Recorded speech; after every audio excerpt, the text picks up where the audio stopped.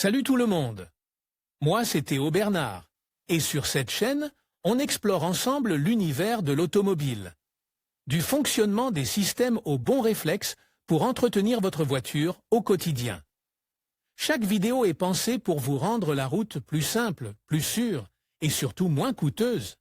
Si ce genre de contenu vous parle, pensez à cliquer sur j'aime, à vous abonner et regarder la vidéo jusqu'au bout. Les infos les plus utiles sont souvent à la fin. La nouvelle loi sur le changement climatique et la transition énergétique, entrée en vigueur dans notre pays le 7 mai 2021, s'inscrit dans l'objectif de l'Union européenne d'avoir le premier continent sans pollution environnementale d'ici 2040. Pour y parvenir, une série de réglementations sont établies et certaines mesures sont mises en œuvre.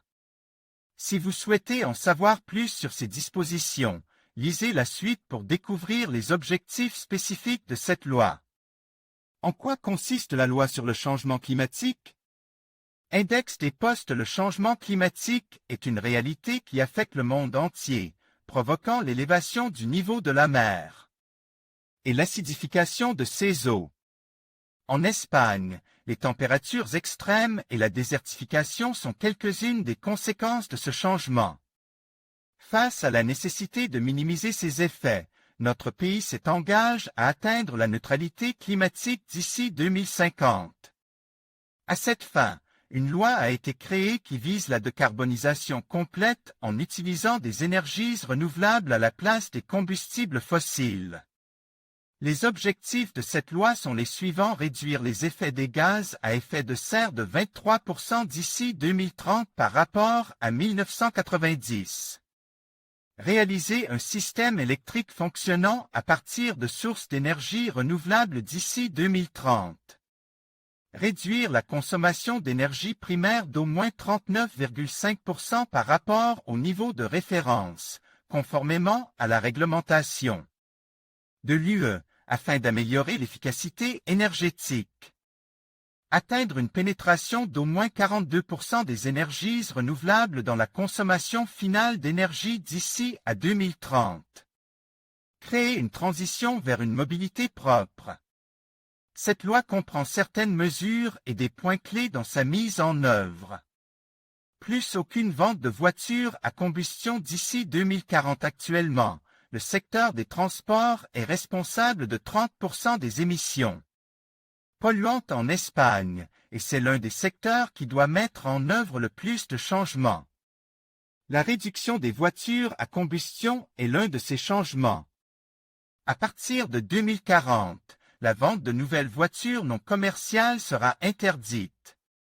En outre, les nouvelles voitures particulières et les nouveaux véhicules utilitaires légers devront progressivement réduire leurs émissions. C'est l'un des attraits de la nouvelle loi, puisque les voitures devraient être à 0 GCO2 km d'ici 2040.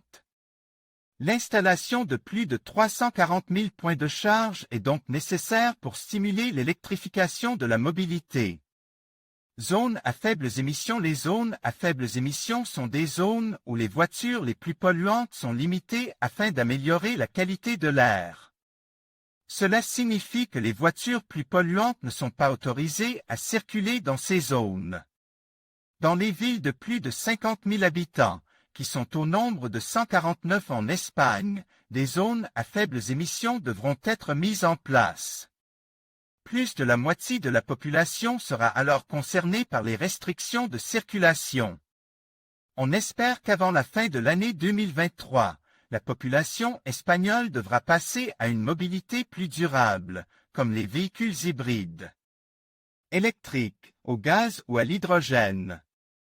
Les meilleures offres de location de véhicules électriques. Obtenez une nouvelle voiture pour la première fois avec notre service de location.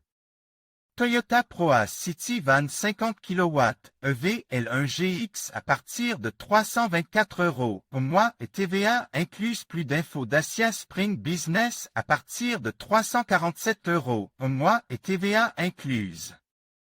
Plus d'infos. Citroën C3 Max à partir de 367 € au mois et TTC. Plus d'infos. Davantage de bornes de recharge électrique.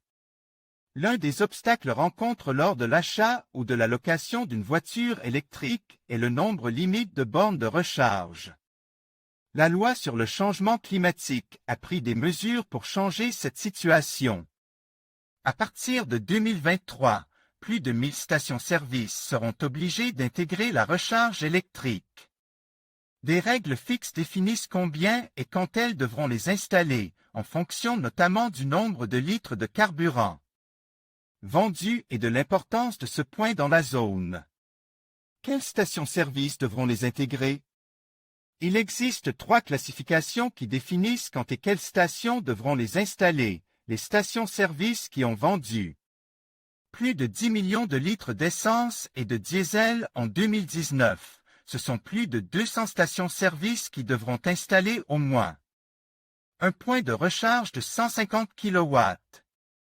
Elles ont 21 mois pour le faire à partir de l'adoption de la loi.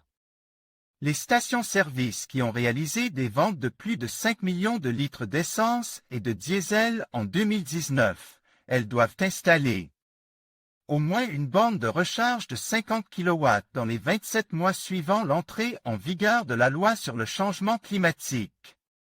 Les stations-service dont les ventes sont inférieures à 5 millions de litres, mais qui sont à la tête des ventes dans leur province.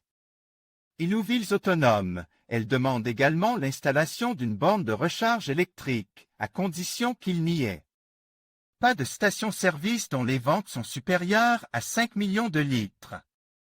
Ces 2 groupes comprennent plus de 800 stations-service. Modification de la loi sur les hydrocarbures pour faciliter l'installation de ces nouveaux points de charge. Miteco a modifié la loi sur les hydrocarbures. Cela signifie plus de concurrence en empêchant les clauses entre les opérateurs en gros et leurs franchises lors de la fourniture de services de recharge électrique. Avant ces changements, les stations-service avaient un titulaire de contrat qui les liait exclusivement à un opérateur. Désormais, chaque station peut avoir un opérateur pour les carburants et un autre pour la recharge électrique. Exception à cette obligation bien qu'elle soit conforme à la classification ci-dessus, il existe 3 exceptions qui exemptent les stations-service de l'obligation, les infrastructures où il est impossible d'effectuer le montage électrique pour placer la station de voie électrique. Les stations qui disposent déjà d'un point de recharge électrique présentant les mêmes caractéristiques que celles dans lesquelles elles sont classées. Les installations qui ne peuvent pas satisfaire aux exigences de sécurité industrielle, de conditions techniques ou de qualité pour mettre en place une borne de recharge électrique. Conclusion. L'éradication des voitures à combustion est un grand pas vers la décarbonisation à laquelle l'ensemble de l'Union européenne a adhéré.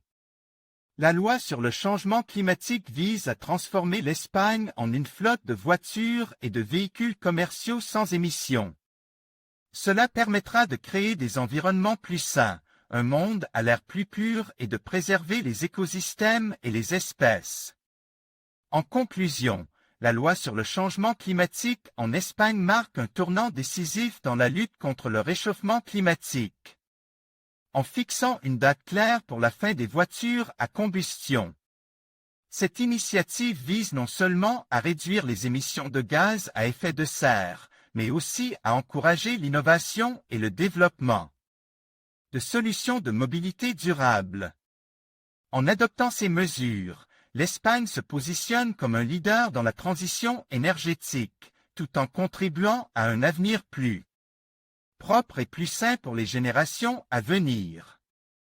Il est essentiel que chacun d'entre nous prenne conscience de l'importance de cette démarche et s'engage à soutenir cette transition.